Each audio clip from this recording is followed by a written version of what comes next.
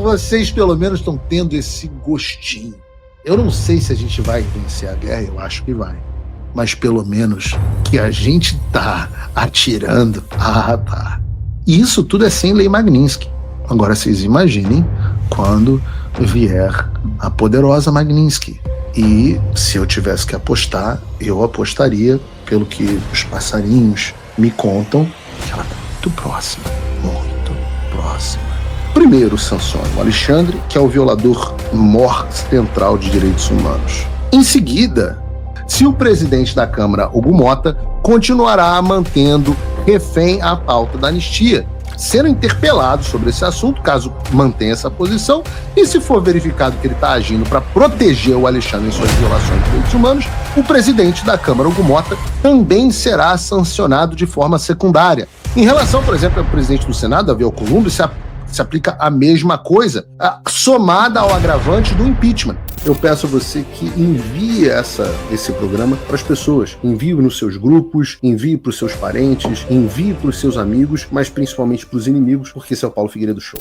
Eu quero falar sobre o Alexandre. Se tem uma figura que eu não consigo parar de falar, é do Alexandre. E ontem eu cobri aqui no programa o racha do Supremo Tribunal Federal e falei que parece que nem todos estão dispostos a afundar com o Alexandre no barco dele. A nossa aposta é que tem gente que vai querer salvar a própria pele. E isso evidencia algo que há um tempo era visto como quase sendo impossível. E eu acredito nisso, que o regime do pseudo-juiz Alexandre de Moraes está se fragilizando. O Brasil ainda está num momento de digerir as tarifas, tá? E agora vieram as sanções em cima dos ministros do STF e dos seus familiares, sanções de visto. Isso ainda está acontecendo, o Brasil ainda não digeriu isso completamente, as peças estão caindo no seu lugar, o abalo sísmico foi muito grande, ainda tem gente que está em estado de negação a respeito, por exemplo, da efetivação das tarifas de 50% no dia 1º de agosto. Eu falei aqui na semana passada, lembra das fases do luto? Tem gente que ainda está presa na fase da negação, tentando acreditar que não tem nada acontecendo. Mas eu digo que depois da negação a gente já vai entrar e está entrando na fase da aceitação. Depois da aceitação, já tem gente que está começando a vir para a fase da barganha. Isso tem feito com que o Alexandre crie uma certa má vontade do establishment.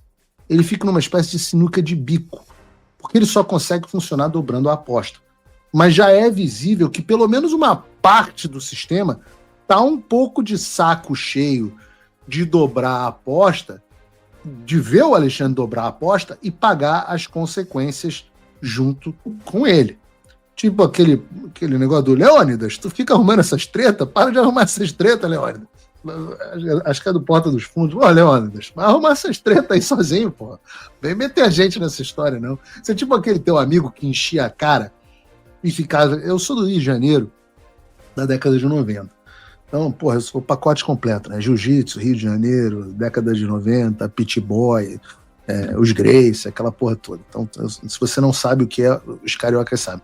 Sempre tinha um amigo que ficava doidão e virava porradeiro no meio da balada com os caras que eram muito mais fortes que a gente. Aí você tinha que ir lá e defender o teu amigo doidão na porradaria contra a gente mais forte. Até que um dia você vira e fala assim, meu irmão, tô cansado de tomar porrada, segura aí, para de beber, pô. Eu diria que a gente está ficando claro a partir dessa reportagem, por exemplo, do Valdo Cruz. Valdo Cruz é um porta-voz do regime. Foi burro, que nem uma burro assim de... Nossa senhora, tem um jornalista assim que você vê o cara falando, você fala, caraca, o maluco é muito burro. Mas ele serve ao papel dele, que é um porta-voz. O outro é o Camarote. Camarote é muito burro. É uma galera assim que eu juro, eu pagaria um teste de QI para esses caras e daria 50 mil reais para uma instituição de caridade se o QI dos caras desse acima de 105, 107. Tá? Então, para você ser comentarista, deveria ter um QI alto, mas não tem. Então, a matéria do Zebra, os ministros do STF defendem... Vejam, ministros do STF defendem prudência no caso Bolsonaro. E a medida que avaliam que as medidas necessárias já foram tomadas. Tá bom, Leônidas. Porra, para de arrumar essas tretas, cara. Porra, é muito bom ver essas coisas. A reportagem traz que, ao mesmo tempo que os ministros tentam demonstrar uma unidade para o público, dizendo que o Alexandre agiu corretamente nas cautelares. Lembrem-se, spoiler, não todos os ministros, porque o Fux deu uma porrada negando o voto dele nas cautelares.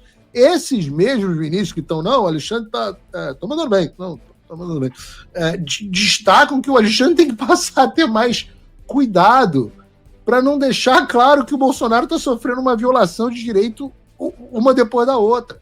Em outras palavras, estão pedindo ao Alexandre para que o Alexandre pare de dobrar a aposta. Eu disse que nós mostramos ontem no programa que o STF já entrou numa de não vamos falar sobre o assunto, não. Isso é uma questão constitucional.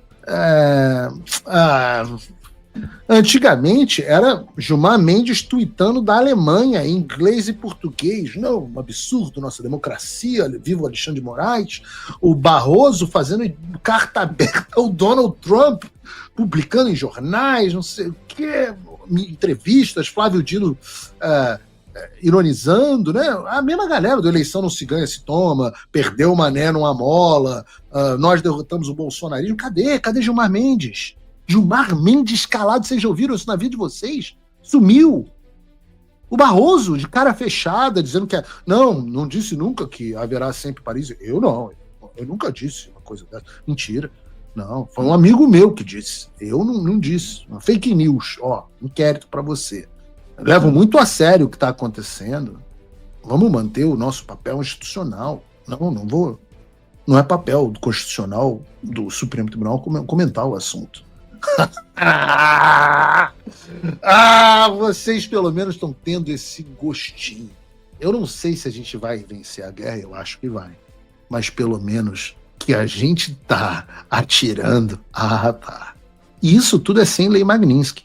Agora vocês imaginem quando vier a poderosa Magnitsky. E se eu tivesse que apostar, eu apostaria, pelo que os passarinhos me contam, que ela tá muito próxima. Bruno, bota aí pra gente o tic-tac. Outro fato que corrobora com esse entendimento, a gente noticiou aqui ontem no programa que nós tivemos a primeira fissura, né, do Supremo Tribunal Federal, com Alexandre de Moraes, com o Fux, etc. E isso fica mais simbólico ainda quando você pega e vê que há menos de um ano, por exemplo, a primeira turma do Supremo Tribunal Federal confirmava por unanimidade a decisão do Alexandre de suspender o X no Brasil.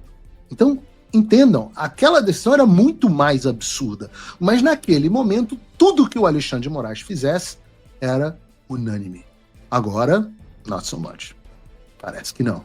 Todas as cartas estão na mesa. Antes eu vou pedir aqui um segundo para vocês, porque nós já estamos com quase 60 mil pessoas nos assistindo. Quero chegar aos números de ontem, então peço a vocês que cliquem no like, que estejam assistindo o vídeo. Vejam se estão inscritas no canal, olha lá, porque muitas vezes a pessoa não está inscrita no canal, acha que está inscrita, vai olhar lá e não está inscrito. 40% das pessoas que assistem nossos vídeos não estão inscritos.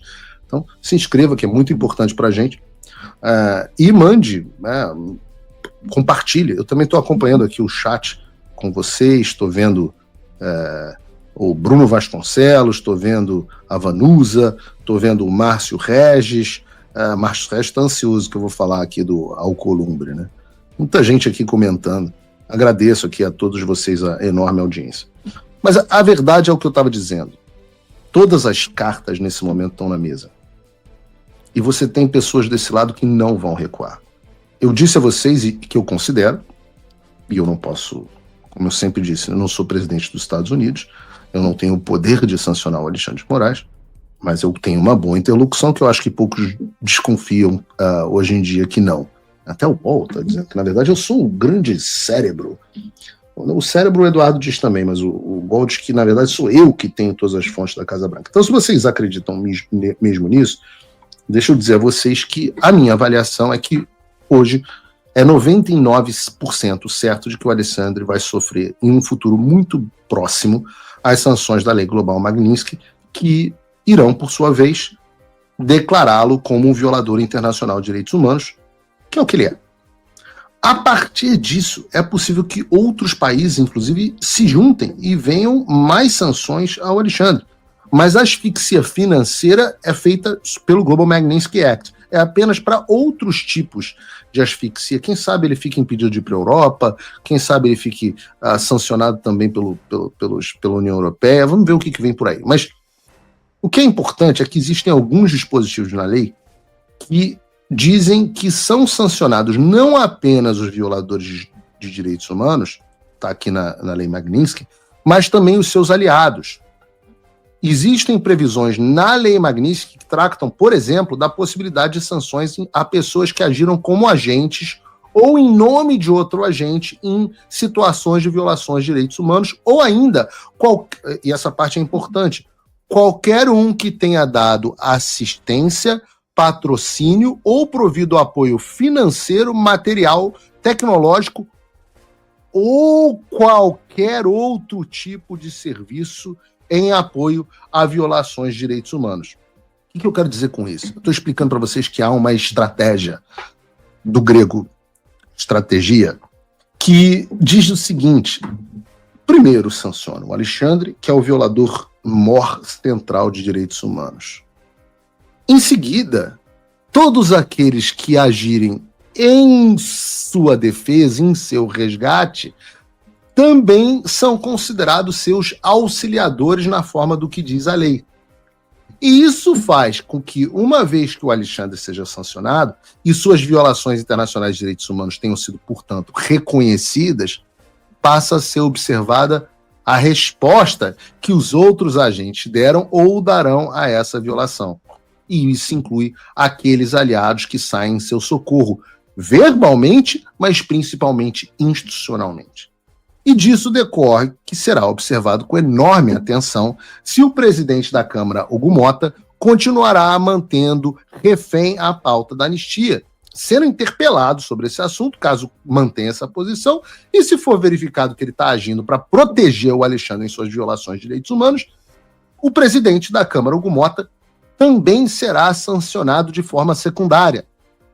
Em relação, por exemplo, ao presidente do Senado, Davi Alcolumbre, se aplica a mesma coisa, somada ao agravante do impeachment. Porque o que eu tenho defendido, e aí é importante que todos se alinhem no plano, mas é importante que se construa um pedido de impeachment robusto, com grandes juristas, com grandes nomes, e esse pedido seja submetido ao Senado. E aí, se o Alcolumbre se recusar a pautar esse pedido, já tendo sido o Alexandre sancionado pela lei Magnitsky e, portanto, reconhecido pelos Estados Unidos como violador internacional de direitos humanos, ao se recusar a pautar o impeachment dele, o Alcolumbre também estará agindo como cúmplice.